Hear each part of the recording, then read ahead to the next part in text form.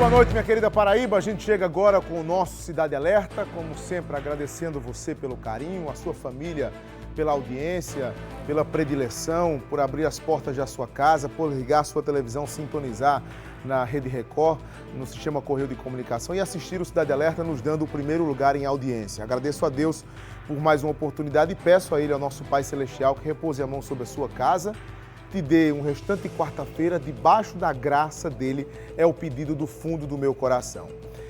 E a gente começa o programa de hoje, nesta quarta-feira, relembrando de um caso que eu confesso para você que desejaria muito apagar da minha memória.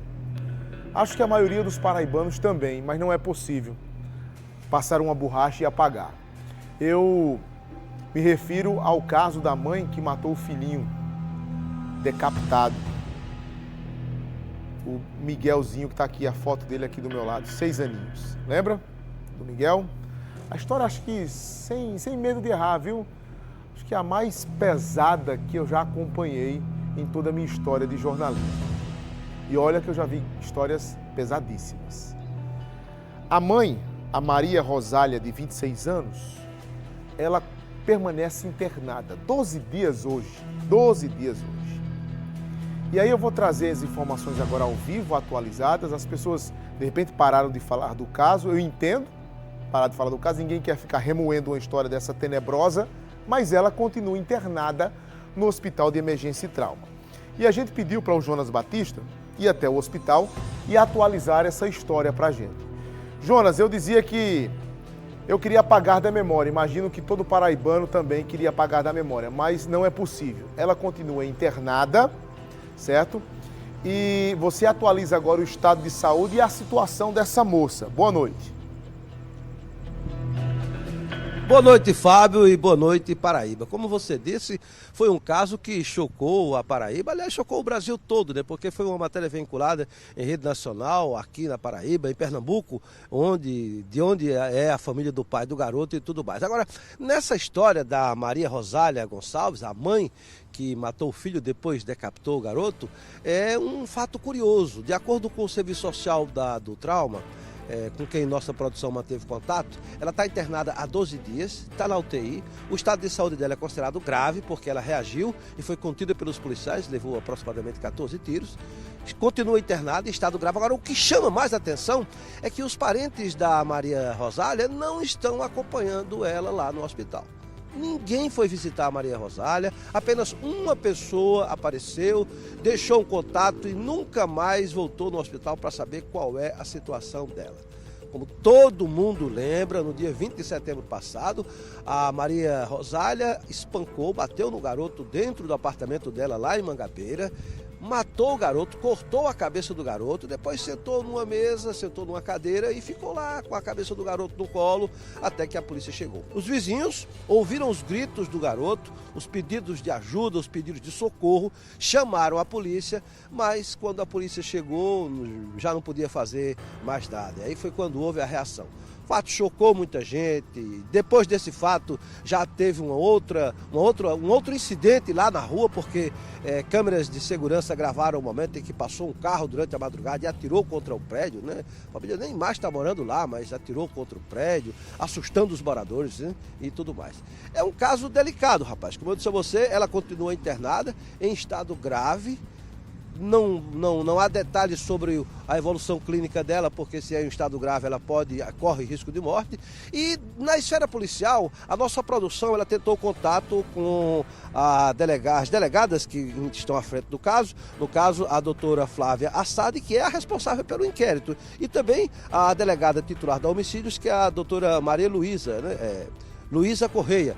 A Luísa Correia, que é a titular da Delegacia de Homicídios, mas a nossa produção não conseguiu contato com elas. Como todo inquérito ele é baseado em prazos, eu acredito que são 30 dias para a conclusão da primeira fase do inquérito, prorrogado por mais 30 dias, eu acredito que a Polícia Civil já deve ter ouvido alguns depoimentos de pessoas ligadas à Rosália, alguns moradores, alguns vizinhos, mas por enquanto a gente não tem detalhes porque a nossa produção não conseguiu falar com as duas delegadas. tanto a titular da delegacia como aquela que é responsável pelo inquérito. E nessa história toda falta o depoimento da Maria Rosália, né? Ela, a mãe.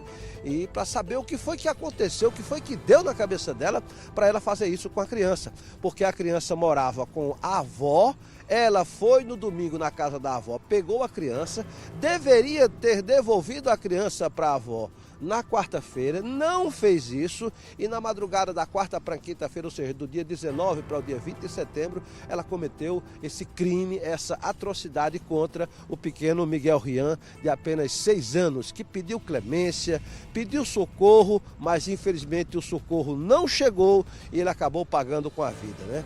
As pessoas chegaram inclusive até a gravar áudios com a voz do garoto pedindo socorro, pedindo clemência. Mas ninguém teve a iniciativa de bater na porta da mulher, encarar a mulher para tentar salvar a criança, né? Porque diante do que estava acontecendo, da clemência do garoto, estava na cara que algo muito grave estava em andamento dentro daquele apartamento. Mas isso não aconteceu. Quando a ajuda chegou, já era tarde. E agora, como eu disse, né, a expectativa é que ela melhore, embora ela corra risco de morte, mas a expectativa é que ela melhore para que ela possa contar a versão dela sobre o que aconteceu.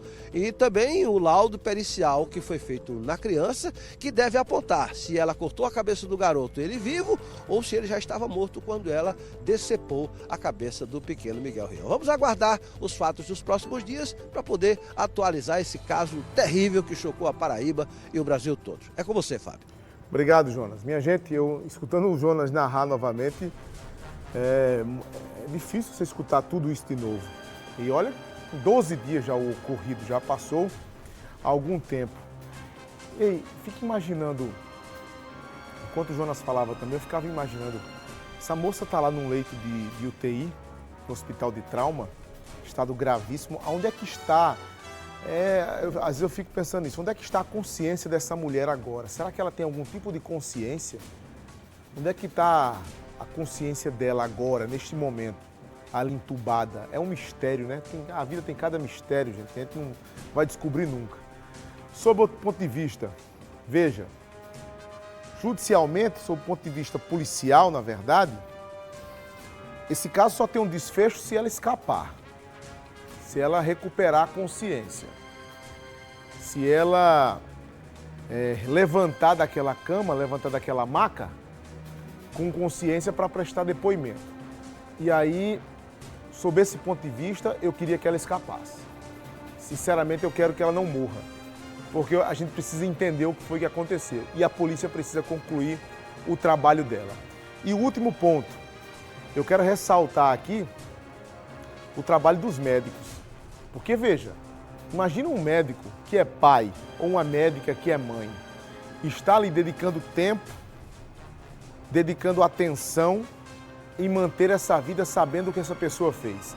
A ética médica é algo de se admirar. A pessoa não ser influenciada pelos sentimentos naturais que um homem pode ter, de raiva, de ódio, sabe?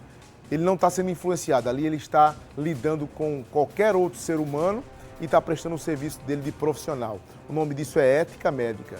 É por isso que nem todo mundo serve para ser médico ou para ser médica. Eu tiro o chapéu para os médicos. E, na verdade, um último detalhe que o Jonas trouxe ali. A única pessoa que procurou o hospital, a identidade dela é preservada, ela deixa o nome e o número no hospital, no setor de assistência social, e diz assim, é só para que se ela morrer, se ela vier a morrer, vocês me liguem para ela não ser enterrada como indigente. Fora isso, ninguém procurou essa mulher no hospital. É uma história realmente horrível de se contar e de se relembrar, viu?